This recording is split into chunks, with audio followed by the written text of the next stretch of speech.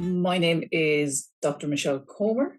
I'm a lecturer in archaeology at the University of Galway here.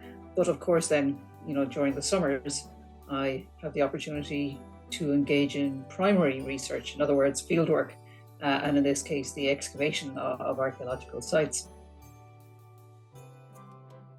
Now, Caherconnell is technically the name of the townland that we are situated in, and a townland is the smallest unit of territory in Ireland. But what's interesting here, and why I mention it, is because that name actually comes from the largest archaeological monument within the townland, and that is a large high-status settlement called Caherconnell.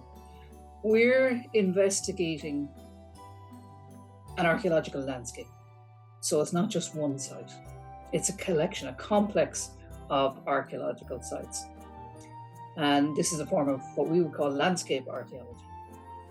So we're trying to determine how the various elements of the archaeological past fit together, how they relate to each other in terms of date and indeed function.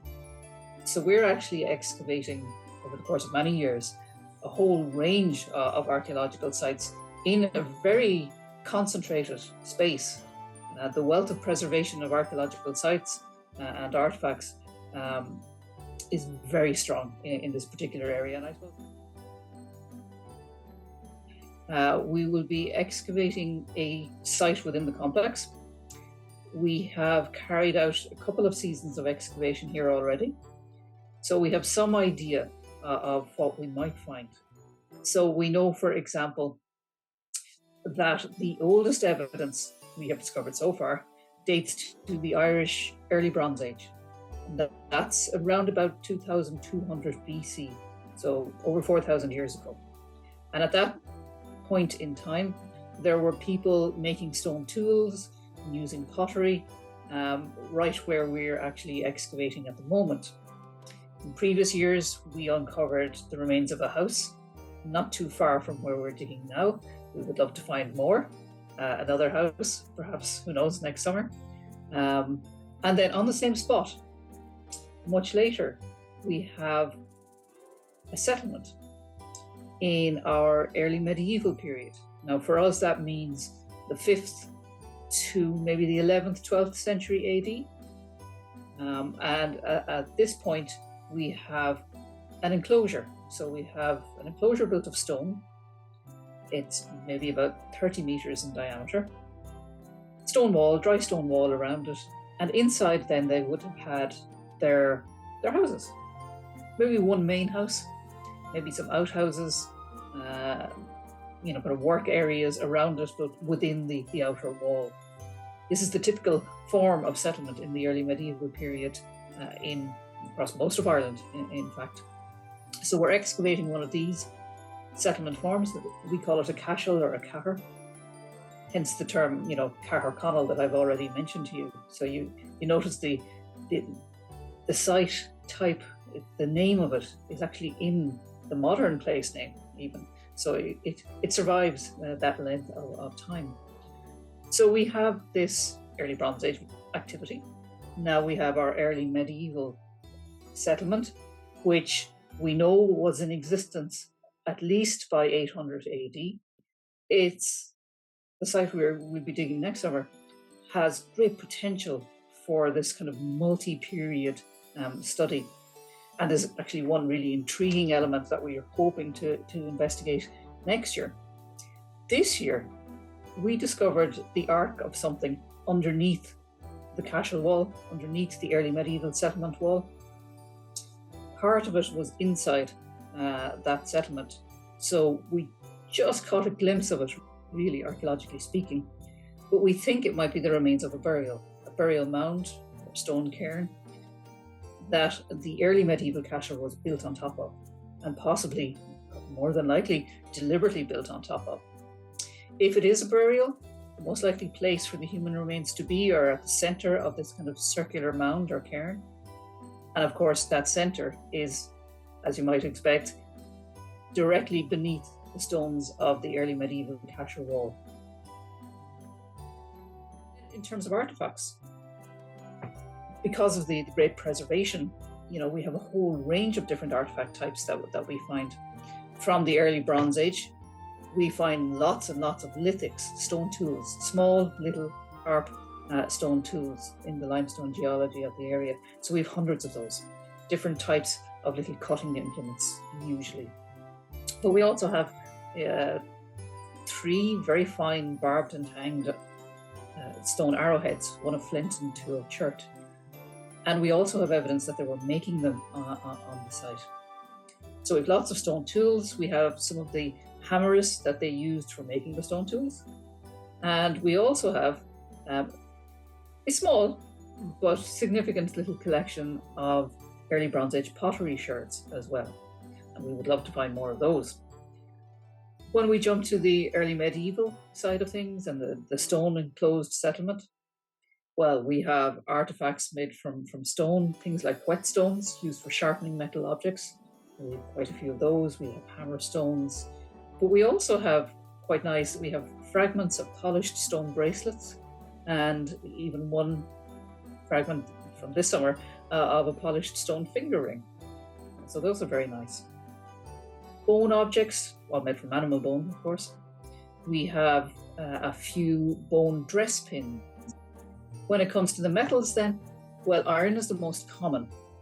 So with our iron objects, I suppose knife blades are our most common find. But we find bits of, iron belt buckles as well. All manner of little tools. And actually this summer we found quite a nice iron dress pin. We call it a ringed pin. There's a little ring at the top of the straight pin. So our bronze objects include, some small little decorative mounts. We have a little triangular one with a little piece of interlace on it. We have a couple of bronze dress pins with little decorated heads on them. And actually this year we found quite a nice bronze belt buckle as well. So we like to concentrate on the outdoors, on the actual recovery of the material and the investigation of the features. So that will be our main focus. We will, of course, also be showing all participants how we process the material that we find, the objects that we find, how we record them, and what we do with them. A typical day on site with us, well, we normally work 9 to 5, Monday to Friday. So when people arrive on site in the morning, we have our own field school building next to a visitor centre. We start work, straight away. We'll start with a morning briefing. On the first day, we'll have a site tour. We'll break ourselves in gently. But every morning, we explain what we're going to do for the day.